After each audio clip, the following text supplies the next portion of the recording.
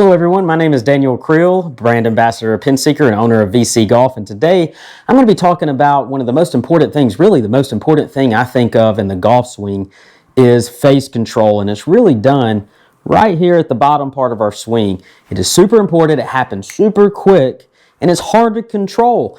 If you were to look at all your data on your simulator and you had your deviations or your plus and minuses, like what from swing to swing, this data point can change this much.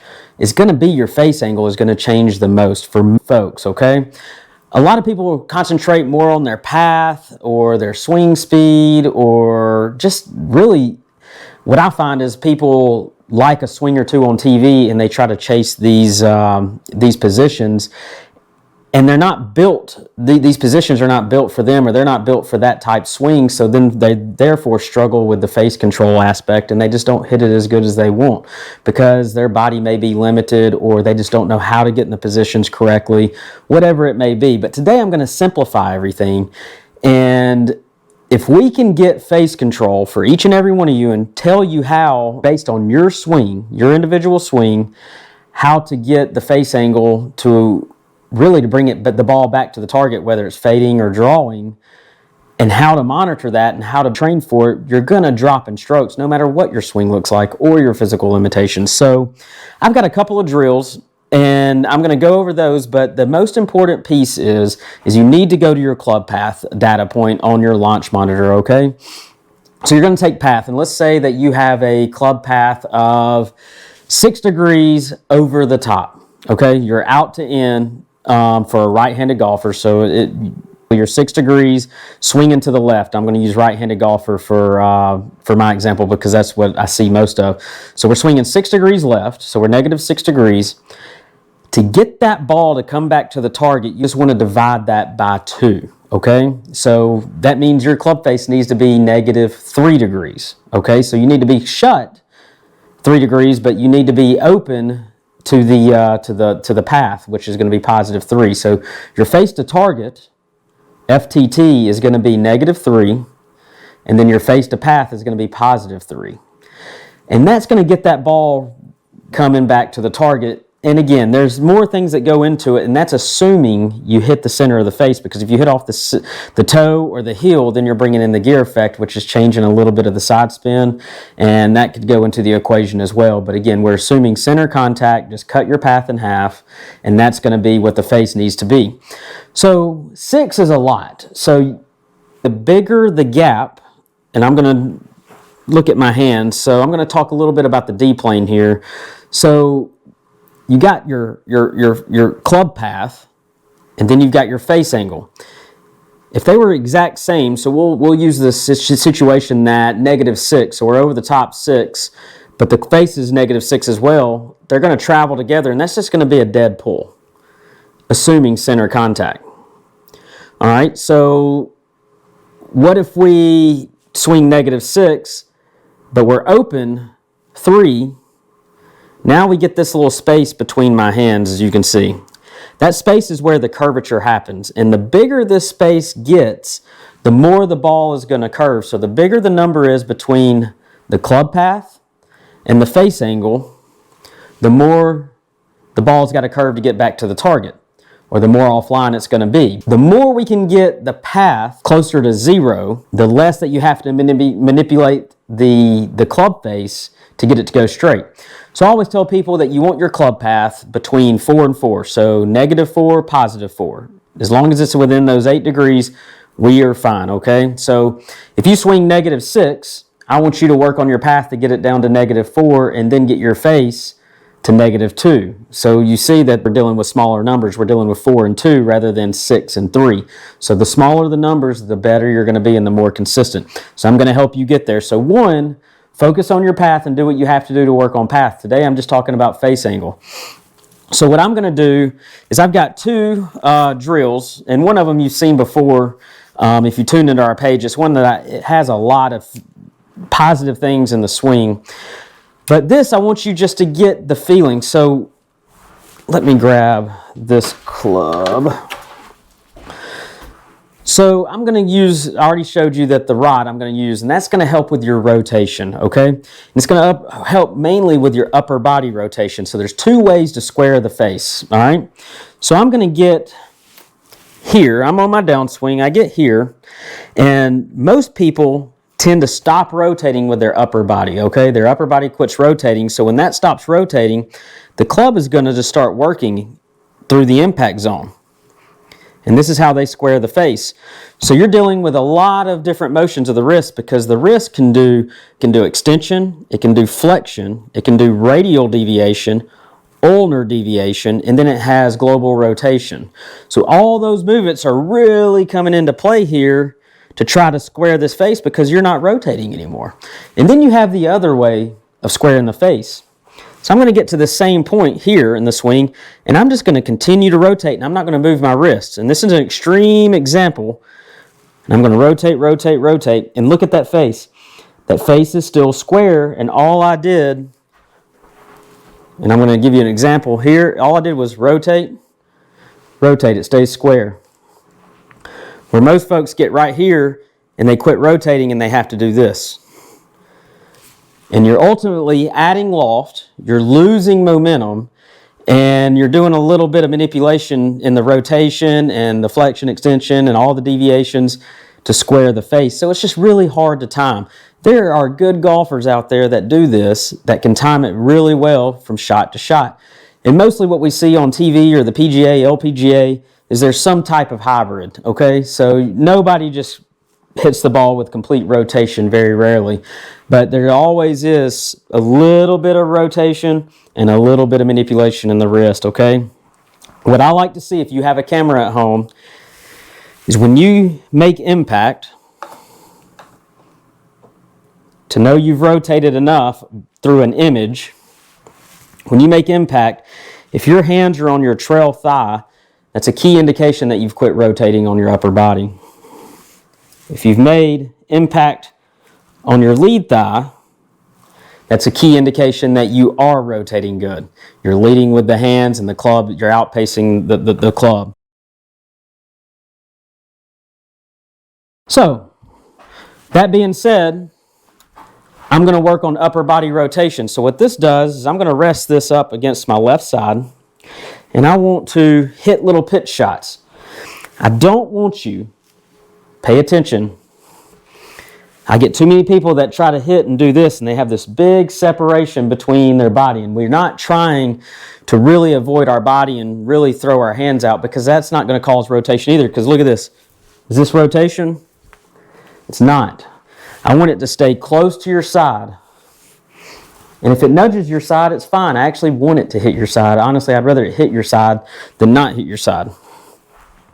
So here I go. I'm going to hit a shot. And we're going to keep these to like 30, 40, 50, 60 yards. And let me get a target out there. I'm using E6 Connect here, and I'm going to go 75 yards with a 50 degree.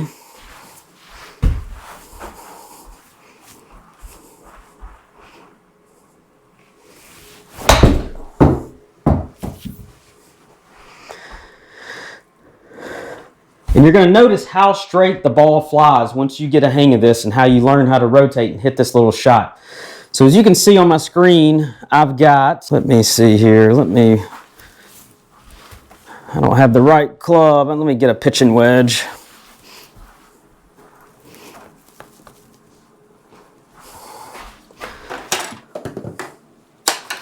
And I'm going to use this for now. For me, it's got a sharp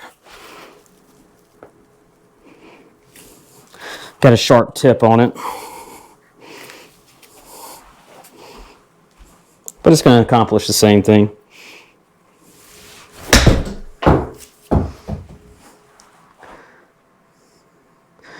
So you can see there, I've got club path 2.2, and I've got face angle right of 3. So a little bit more than in half, and you can see that went to the left because there's a little bit more. So as you can see on the data, 2.2 divided by 2 would be 1.1. I went to 0.3, which is 0 roughly, and that ball flew to the left. So I closed the face a little bit too much. And that face is going to be a little bit too open. So I've got club path of 3, face angle of 3. And you can see it went a straight shot to the right. So you can see the trend on this is if I can get one, keep my club path 2.5 to 3 and get the face angle to about 1.5, we're going to hit a straight shot. So let's just keep trying it.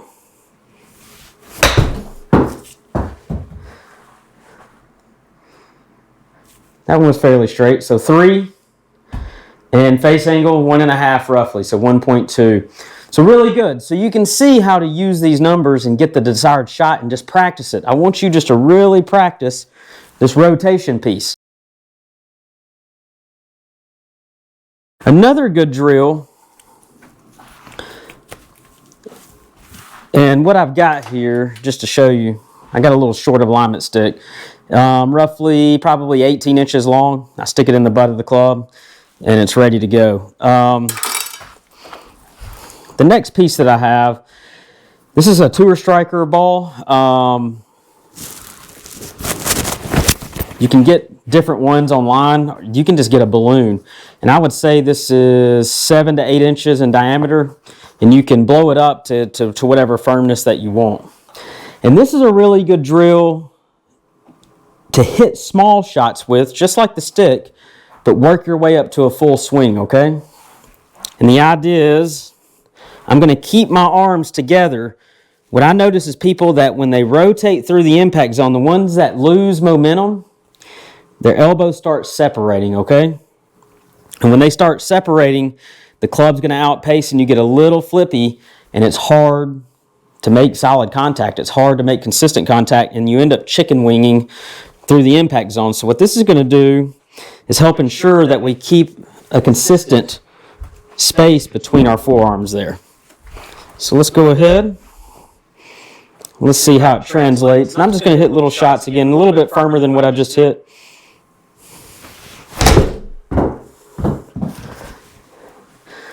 And this really works on the rotation. And you can see there, club path 1.3, face angle 1.1, so roughly the same there. That flew really, really straight and probably just a hair to the right. Yeah, a little bit to the right of the target. Let's try again.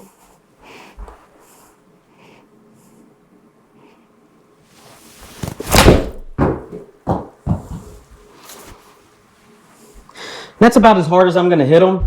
So face angle's 2, club path is 2.6, so it drew just a hair. But again, that was just ultimately just a bigger push. So you can see it ended up to the right of the target. I'm going to change this so we can see when land relevant to the target. I'll go to that. We'll hit one just a little bit further.